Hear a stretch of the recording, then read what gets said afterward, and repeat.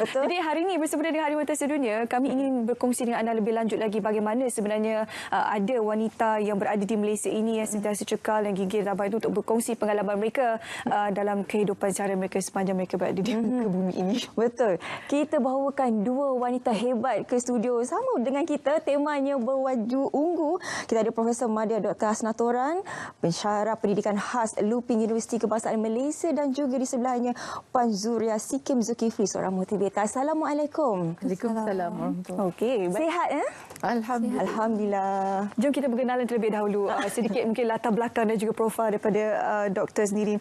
Bagaimana selaku pensyarah pendidikan khas dan difahamkan doktor sebenarnya aktif dalam komuniti untuk kanak-kanak autistik. Jadi bagaimana boleh bermulanya ialah perjalanan hidup doktor? Saya ada 3 orang anak dan 2 orang anak saya ada autism. Yang sulung Muhammad 25, autism dia teruk, dan yang bongsu Abdullah pun ada autism tapi high functioning ke sekolah. Dan pada masa Muhammad didiagnose autism way back in 1998, pada masa itu kita tak ada pakar dalam bidang autism. Jadi saya letak jawatan dan saya sambung belajar, ambil loan, sambung belajar di peringkat PhD di Amerika Syarikat, University of Oregon, kerana saya rasa kita perlu ada pakar pendidikan untuk autism. Baik. Bagaimana dengan Puan? Selaku motivator, pastinya sebab sekarang ni kita tengah mendepani pandemik COVID-19, ramai wanita yang terjejas dari segi ekonomi, lepas tu fizikal dan juga mental juga sebenarnya tercabar. Bagaimana sekarang wanita dalam musim ini? Okey, saya ibu berdikari berusia 52 tahun dan saya ada 5 orang cahaya mata, dan saya lihat banyak wanita yang terjejas dari segi emosi, mentally, abuse pun ada dalam rumah tangga dan sebagainya, dan dari segi ekonomi yang memerlukan sokongan. Dan saya banyak menulis di media sosial bagi memberi sokongan kepada wanita khususnya supaya mereka sentiasa berinspirasi dan mempunyai semangat yang penuh positive vibes setiap hari untuk membantu mereka maju ke hadapan, melangkah terus setiap hari. Selalunya bila kita pegang title sebagai motivator ni, ada orang kata mereka yang memberikan nasihat itu sebenarnya mereka lah sebenarnya yang paling pahit pengalaman dalam hidupnya. Betul. Kerana kalau kita tidak pernah berada dalam situasi itu, mungkin kita tidak akan memahami bagaimana pengalaman orang lain yang perlu melalui saat sukar itu. Jadi bagaimana sebenarnya Puan Zu sehingga kini boleh terdetik untuk sentiasa memberikan inspirasi wanita? Apa pengalaman yang mungkin boleh dikongsikan sehingga boleh membawa Puan Zu ke tahap ini? Okey, mula saya menulis secara suka-suka saja sebab saya melalui pengalaman yang tidak begitu orang kata bernasib baik dalam hidup saya. Saya mengalami kejatuhan dalam rumah tangga saya dan saya perlu memulakan semula kehidupan saya daripada tidak ada apa-apa, from zero. Dan saya tidak ada pekerjaan, mempunyai 5 orang cahaya mata. Jadi ketika itu saya tidak nampak jalan keluar.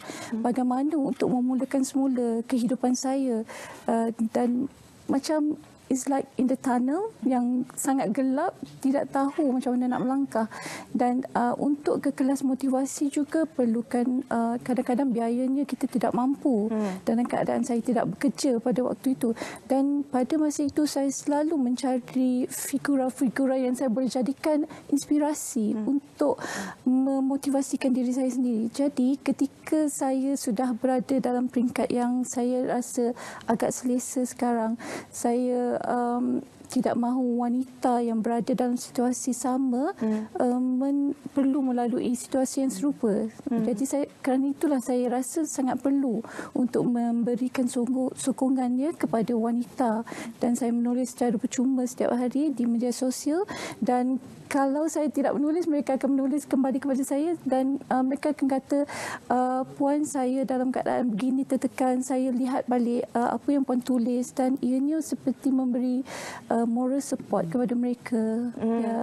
Dalam pada kita menyentuh mengenai isu rumah tangga tadi, saya nak sambung sedikit Adan juga nak bertanyakan soalan. Kalau kita boleh lihat, wanita ada yang bila melalui fasa-fasa macam rumah tangga mereka yang berantakan, kadang-kadang ada yang pergi, ada yang tak pergi. Sekejap nak, sekejap tak nak. Sekejap cerai, sekejap tak cerai. Lepas tu macam isu tuntutan nafkah. Sekarang ni kita tahu ekonomi mungkin naik dan juga turun, tapi ada juga macam ibu-ibu ni ada kekangan dari segi tuntutan nafkah itu. Mungkin ada yang tidak tahu salurannya, mungkin ada yang rasa tak apalah, tak perlu nak tuntutlah sebab nanti prosedurnya banyak. Macam mana sebenarnya kita nak memberitahu kepada wanita-wanita ini supaya ambil hak mereka itu? Okey.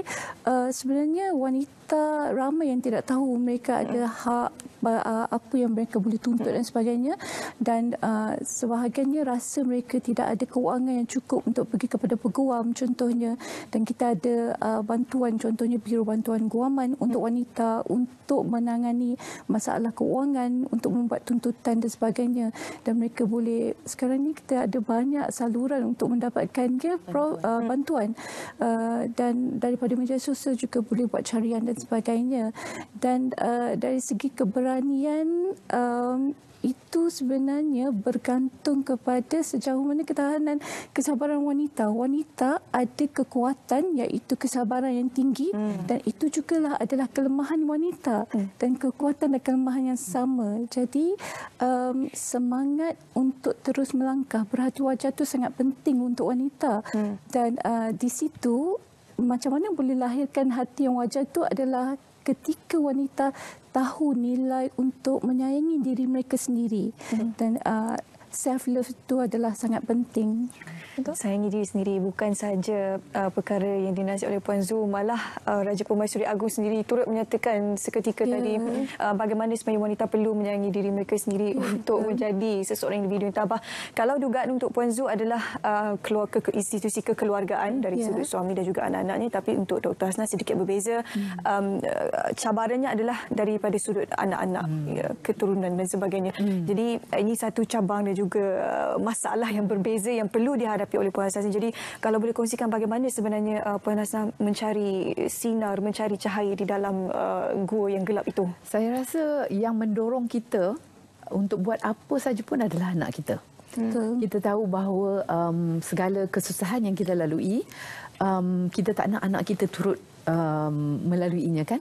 Jadi as much as possible, selagi hayat di kandung badan, kita bekerja kuat untuk anak-anak kita. Dan bagi ibu-ibu yang ada anak istimewa, tiap-tiap malam sebelum tidur mereka akan fikir siapa yang akan jaga anak selepas aku tiada. Terutama sekali macam anak saya yang sulung kan, 25 tahun, tak mampu bertutur, tak mampu ke sekolah. Jadi kena cari kekuatan untuk cari jalan bagaimana dia boleh meneruskan kehidupan di masa depan. Jadi kita tak nak give up. Untuk anak saya yang sulung tu, kita bercadang untuk membina sebuah independent living center. Independent living center. Supaya nanti bila kita dah tak ada, dia boleh terus mencari rezeki dan menjaga diri sendiri. Hati wanita ni memang sangat halus. Nasib baiklah kena ada tisu kat atas meja sebenarnya. Okey, sebenarnya bila kita jadi wanita ni dia banyak benda yang terbuku sebenarnya kan. Kita nampak macam wanita tu bila kita cuba mendekati mereka agak kukuh, agak tenang, tapi sebenarnya dalam tu berkecamuk dalam ribut melanda macam-macam dalam fikirannya yang tidak dapat dilepaskan. Hanya wanita sesama wanita saja mungkin memahami situasi ini, walaupun mungkin kami tidak berada dalam situasi kalian, tapi itu adalah satu perkara yang kita boleh sama-sama kongsikan dengan penonton jugalah. Pernahkah doktor pada satu ketika dahulu terfikir untuk berada dalam situasi ini, like how strong you are right now untuk menghadapi situasi ini lalui sekarang? Semasa anak sulung saya didiagnos pada usia 3 tahun, dia anak yang sihat, yang comel, dan kita bila ada anak, cita-cita kita di masa depan kan, untuk masa depan dia, apabila mendapat diagnos tu 2 minggu juga 2 minggu saya tersadai. Tapi saya sebenarnya agaknya pada masa tu muda kan. Saya bagi tahu pada diri saya jangan menangis. Sebab saya takut nanti kalau pada masa tu saya menangis saya akan jadi lemah. Jadi masa 2 minggu tu teraba-raba. Pada masa tu tahun 1990-an orang nak sebut perkataan autism pun orang tak reti. Masa tu apatah lagi kita nak mencari bantuan kan. Berjumpa doktor pakar, ada doktor pakar yang kata, "Oh, you cannot be too ambitious about your son." You cannot be too ambitious about my son. Itu makna apa? Kita patut give up ke kan? Cari lagi pakar yang lain. Cari pakar yang lain sehingga kita berjumpa pakar yang boleh beri kita kekuatan untuk terus sambung usaha kita untuk bantu anak. Dan saya dapati bahawa untuk kita mencari kekuatan kita, yang terbaik adalah mencari ibu bapa yang kita panggil sekasut, in the same shoes, dan kita sama-sama memahami apa yang kita lalui dan kita sama-sama mencari sumber untuk membantu. Ramai dalam kalangan ibu bapa yang disebab di tempat mereka tak ada pusat autism, mereka bina sendiri pusat autism. Mereka cari cikgu, mereka cari ilmu. Itu adalah kekuatan ibu bapa. Dan saya nak share dengan Syafiqah dan Syuhaida, ramai dalam kalangan ibu-ibu walaupun ada ijazah dalam bidang kejuruteraan, ada ijazah dalam bidang kedoktoran pun terpaksa berkorban kerja demi untuk anak. Sebab anak tak ada orang yang mampu jaga kan. Jadi cuba bayangkan seumur hidup kita bekerja kuat, belajar, masuk ke universiti demi untuk masa depan yang cerah, tetapi apabila kita ada anak istimewa kita terpaksa give up.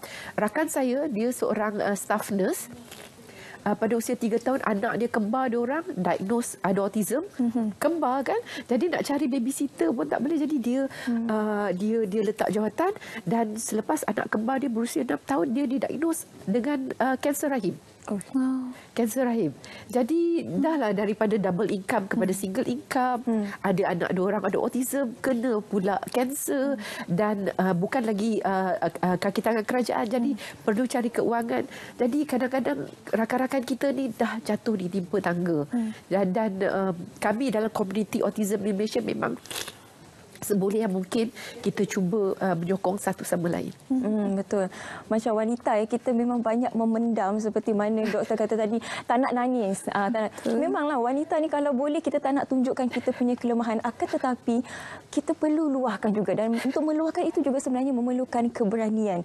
Sebenarnya bagaimana kita nak menyokong wanita-wanita ini supaya luahkan, jangan pendam, sebab kita risau masalah kesihatan mental dan kita takut nanti apa yang akan terjadi kepada mereka. Puan. Ya, saya selalu nasihatkan wanita untuk meluahkan perasaan mereka, tetapi mestilah dengan channel yang betul. Tidak kepada circle yang berada dalam circle yang positif, tidak berada dalam circle yang negatif. Sebab kalau mereka luahkan kepada channel yang salah, mereka juga akan mendapat nasihat yang salah. Dan nasihat yang salah akan membawa kepada tindak balas yang kurang tepat, yang mungkin akan mereka kesali di kemudian hari nanti. Melahirkan apa yang terpendam dalam hati itu adalah bagus. Setidak-tidaknya kita boleh menulis di kertas pun cukup, kalau tidak kepada orang ataupun sesiapa saja. Sebab times will heal. After sometimes perasaan kita akan berubah, dan insya-Allah kita akan berasa lebih baik daripada sebelumnya. Mendengar kisah mereka berdua ini, kami ianya boleh memberikan inspirasi, menjadi inspirasi untuk wanita di luar sana, bagaimana mereka ini antara hero yang tidak didendang, terpaksa mengharungi kehidupan mereka dengan cabaran seperti masalah dengan anak-anak, juga masalah kekeluargaan dan sebagainya. Di hujung-hujung acara ini mungkin ada sedikit ucapan bersempena dengan sambutan Hari Wanita yang Dr. Hassan ingin berikan kepada mereka di luar sana yang mempunyai situasi yang sama ataupun baru saja berada dalam cabaran dan juga dugaan yang sama seperti Dr. Hasna untuk menempuhinya baki tahun-tahun yang mendatang. Saya rasa untuk ibu-ibu yang ada anak autism, yang ada anak istimewa, kadang-kadang kita rasa macam kenapa, why me? Kenapa kita tak beruntung macam wanita yang lain ada anak yang sihat? InsyaAllah kita bersangka baik dengan Tuhan. Bersangka baik dengan Tuhan, dan mungkin ini adalah caranya Tuhan untuk menunjukkan kasih sayang kepada kita. Kita tak faham kenapa dugaan diturunkan kepada kita. InsyaAllah sebab itu penting kita bersangka baik dengan Tuhan. Kita percaya bahawa satu hari nanti akan terselah kenapa kita mendapat anak istimewa. Terselah rahsia daripada Tuhan. Betul. Tuhan tidak akan menduga kita sekiranya kita tidak mampu.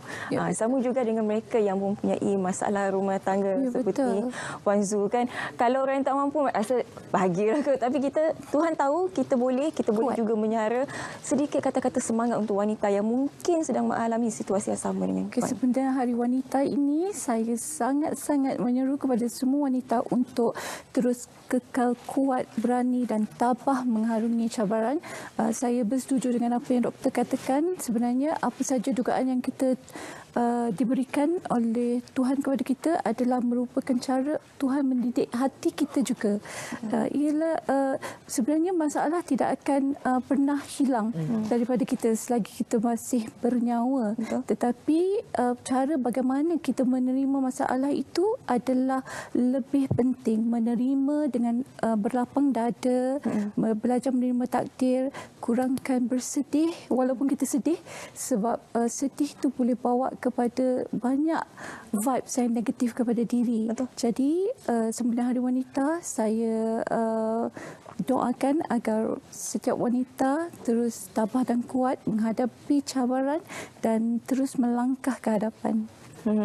Begitu cantik aura kedua-dua wanita hari ini. Kita nampak semangat wajar, semangat untuk meneruskan kehidupan itu sangat kuat, dan kita sangat mengagumi kedua-dua wanita yang datang ke studio hari ini bersama dengan kita. Okey, kalau tidak berada di studio ni, kejaharian hakiki di luar doktor buat apa sekarang? Saya work from home. Saya work from home sebab saya pensyarah kan, dan sekarang cuti semester, dan saya sekarang menulis artikel ilmiah, menulis buku untuk ibu bapa, dan juga menyediakan tesis untuk student-student saya. I see. Ada media sosial ke kalau Facebook ke nak untuk mereka ibu bapa dan anak-anak autistik kan? Saya sebenarnya setiap malam Sabtu jam 9 saya buat Facebook Live selama 30 minit untuk ibu bapa, dan yang terkini saya bercakap tentang menangani isu tingkah laku anak-anak autism, dan pada malam Ahad pula 30 minit 9 hingga 9.30 untuk guru-guru, sebab saya rasa guru-guru yang mengajar anak-anak istimewa ini juga memerlukan sokongan. Jadi Sabtu dan Ahad jam 9 malam. Okey, Puan Zu, kongsi media sosial. Saya adalah usahawan wanita, saya juga work from home, saya menguruskan anak-anak, dan saya juga menulis hampir setiap hari di media sosial, di Facebook saya, nama penuh saya seperti yang mungkin dipaparkan di skrin, dan saya menulis khusus untuk wanita lah, dari segi penjagaan diri, kekuatan diri, dan banyak lagi kisah-kisah inspirasi. Okey, inilah masanya untuk kita berada dalam komuniti ini. Kalau anda mungkin selama ini tertanya-tanya ke mana hala tuju aku, adakah aku berseorangan? Tidak, anda tidak berseorangan. Ramai lagi sebenarnya wanita di luar sana yang mempunyai masalah yang lebih kurang sama dengan anda. Jadi ini adalah platform sosial untuk anda ikuti media sosial yang dikongsikan seperti tadi, untuk sama-sama mendapatkan satu sinaran baru menghadapi apa jua cabaran yang anda sedang hadap sekarang lah. Apa yang penting sebenarnya, wanita ini perlu bersatu. Kita jangan jatuh dan juga saling tuduh-menuduh antara satu sama lain. Walau apa pun yang terjadi, terus melangkah ke hadapan, jangan toleh ke belakang. Mengalah bukan bererti kita berserah, bukan bererti kita kalah. Apa yang penting, kita perlu ada hala tuju dan kita perlu bersatu hati meneruskan kehidupan seperti biasa. Husnuzon. Ya, betul. Persangka baik apa saja. Husnuzon tu betul. Jangan suuzon, tak bagus. Okey, sekali lagi terima kasih kepada kedua tetamu kita hari ini, iaitu Dr. Hasna dan juga Puan Zura Sikim, untuk berkongsi dengan tajuk kita hari ini, iaitu Semangat Wajar Inspirasi Wanita.